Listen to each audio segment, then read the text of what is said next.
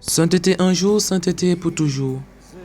En ce deuxième dimanche de Pâques annoncé, qui est également le dimanche de la miséricorde divine, nous avons l'épisode de Thomas qui refuse de croire que le Christ soit ressuscité, et une parole résonne plus que jamais. La paix soit avec vous. C'est Jésus qui parle. Il ne s'adresse pas à des saints, pas à des gars purs, mais à des hommes apeurés, enfermés, planqués dans une pièce, rongés par le doute et la peur de ceux qui ont crucifié le Maître. Et Jésus revient. Il revient malgré l'abandon. Il revient malgré le règnement. Il revient malgré les portes fermées. Il revient pour aimer à nouveau. Et si on s'arrêtait un instant, si on regardait nos propres vies, combien de fois avons-nous fermé les portes?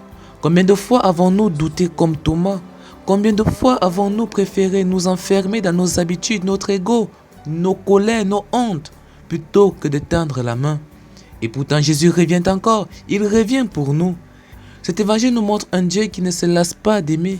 Il ne se décourage pas, il nous tend toujours la main, même quand nous, on détourne le regard. Et ce message, un homme l'a porté durant son pontificat avec courage et tendresse. Le pape François, que nous venons juste d'inhumer. Jusqu'à son dernier souffle, il ne cessait de nous le répéter. Cherchez la paix par le pouvoir, servez les peuples, ne les divisez pas. Il demandait aux puissants de ce monde, mais également à nous, chacun à son niveau, de choisir le dialogue plutôt que la guerre et de penser aux autres, aux victimes et à la planète, pas seulement aux intérêts. Il a voulu une communauté de tendresse, une église qui ne juge pas, mais qui accueille, une église qui ramène les marginalisés et les pécheurs vers Dieu. Il a parlé d'une église comme un hôpital de campagne où chacun peut venir, même sale, même abîmé, même rejeté, pour y trouver un Dieu qui restaure. Et aujourd'hui, dimanche de la miséricorde divine, alors qu'il vient d'entrer dans la lumière éternelle, ce message est plus vivant que jamais.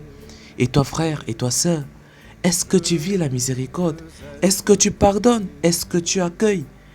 Ou est-ce que tu regardes les autres de haut en te croyant plus digne?